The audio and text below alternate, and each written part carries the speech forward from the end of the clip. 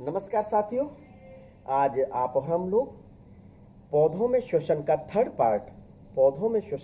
Part के बारे में स्टडी करेंगे। तो ये थर्ड पार्ट की स्टडी में आप क्या देखेंगे, जैसा बोर्ड पर देख रहे होंगे, श्वसन गुणांक, रेस्पिरेटरी क्विटिएंट या रेस्पिरेशन रेशो के बारे में स्टडी करेंगे, चर्चा करेंगे। तो सबसे पहले रेस्पिरेटरी क्विटिएंट की डेफिनेशन पर चर्चा होगी।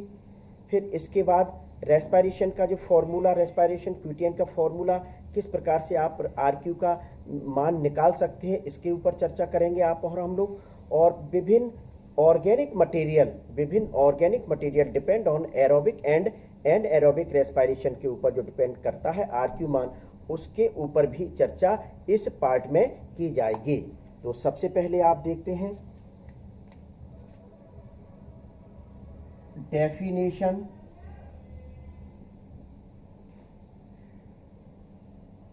देखिए, तो डेफिनेशन क्या बता सकते हैं, सीधे सीधे the ratio of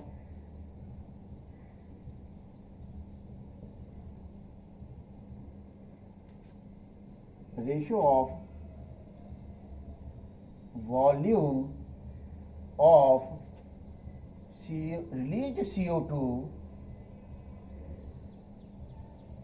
released CO2 and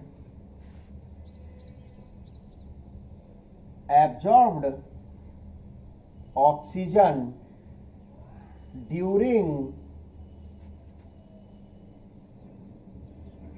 respiration is called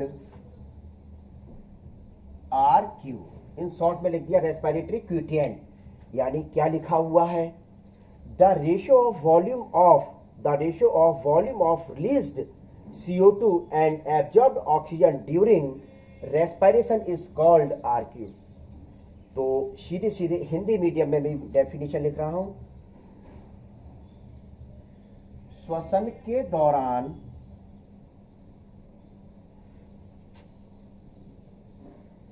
विमुक्त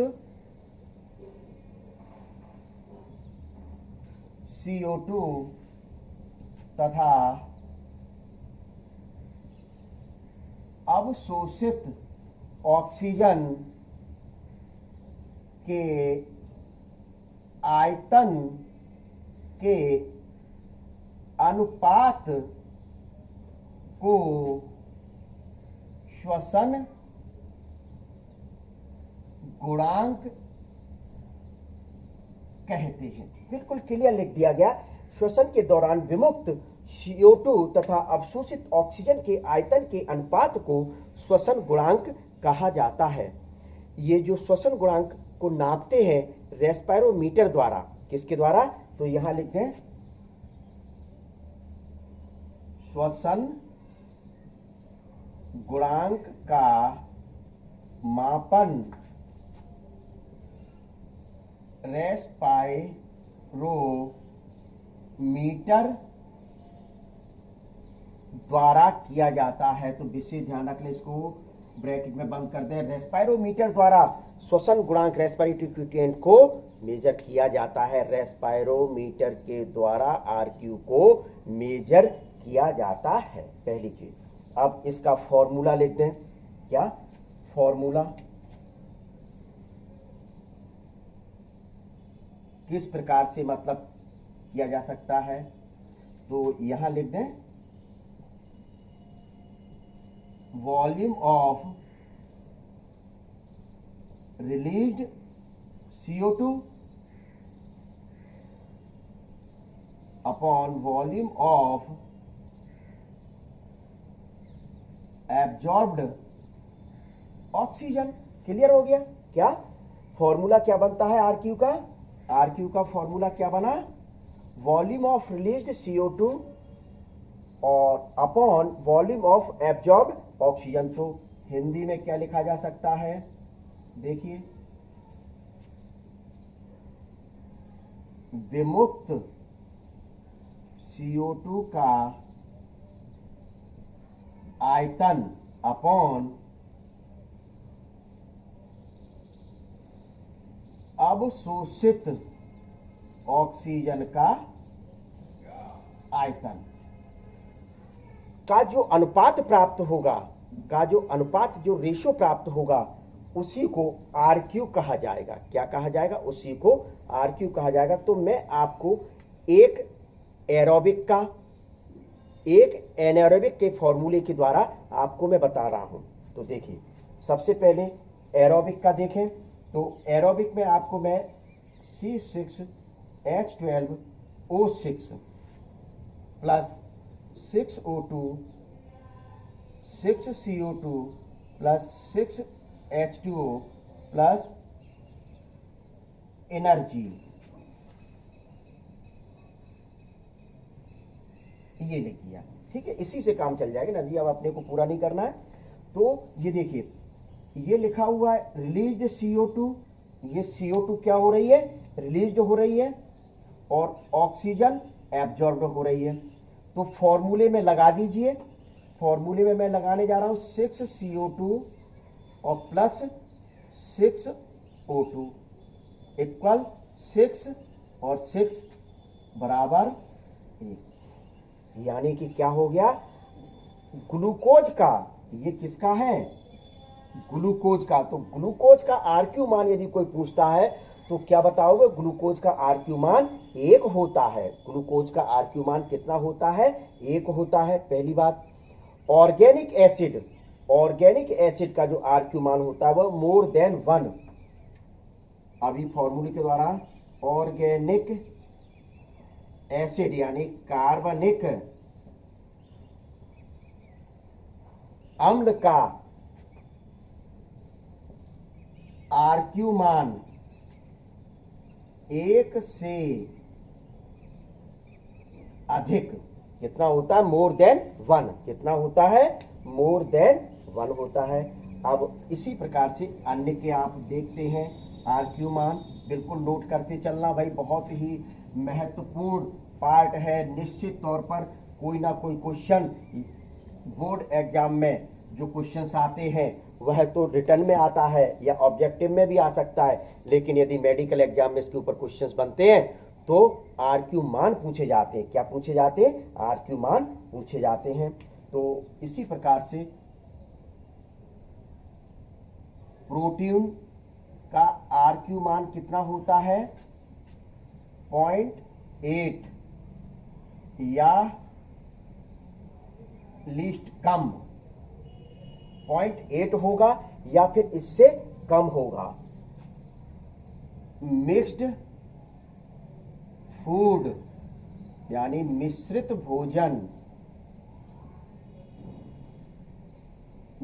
भोजन का RQ मान 0.85 कितना होता है? 0.85 मुख्य रूप से होता है। इसी प्रकार से फैट का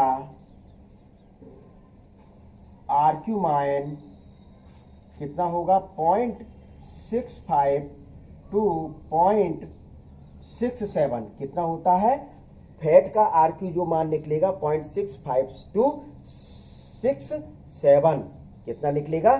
67 निकलेगा, या फिर इसको 0.7 में भी गिना जा सकता है। कितना? 0.7 में भी बता सकते हैं।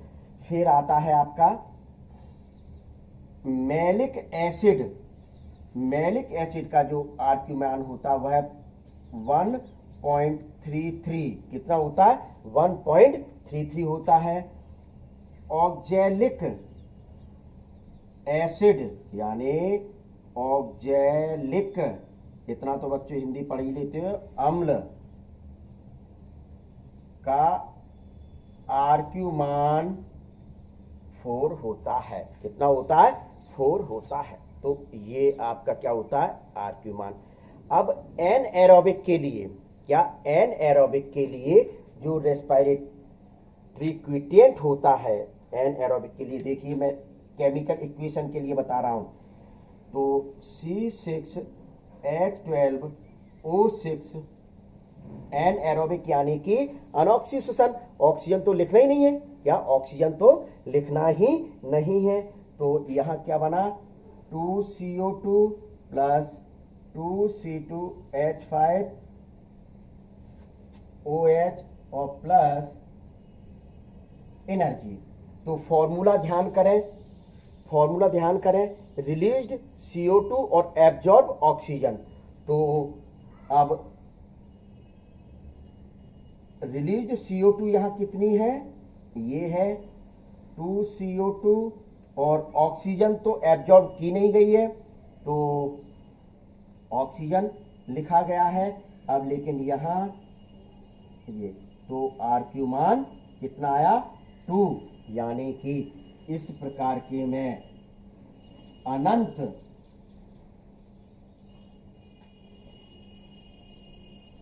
RQ मान कुछ भी हो सकता है। इनफाइनाइट क्या लिख सकते हैं यहां, ये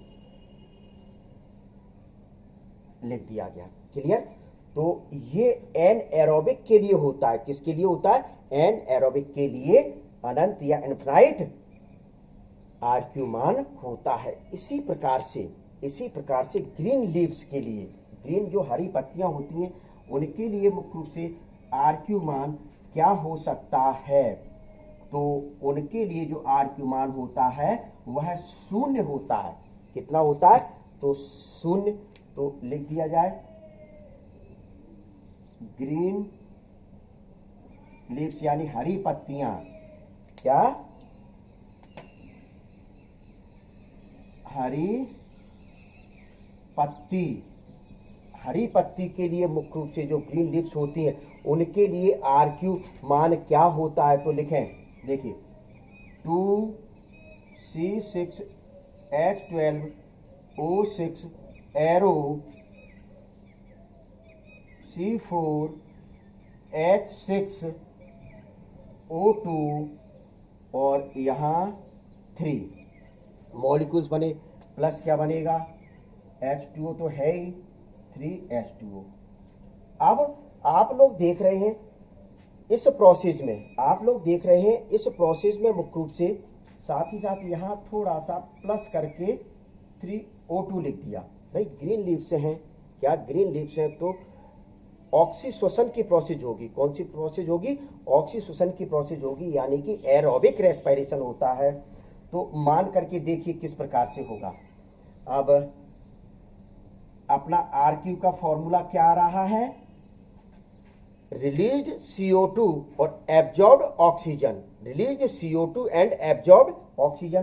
तो देखिए रिलीज्ड CO2, यहां देखिए CO2 रिलीज नहीं हो रही है, तो CO2 और ऑक्सीजन, तो इसके तहत इसका मान रखें, CO2 कैसी है, 0 है, और जबकि ऑक्सीजन कितनी है, 3 है, तो स्वाभाविक जो मान आएगा RQ का वह क्या आएगा, 0। इस प्रकार से आप रेस्पिरोमीटर द्वारा विभिन्न फूड मटेरियल के RQ मान को आसानी से निकाल सकते हैं।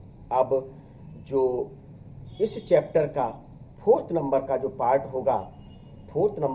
होगा उसमें आप और हम लोग संतुलन बिंदु या कंपनसेशन पॉइंट पर चर्चा करेंगे।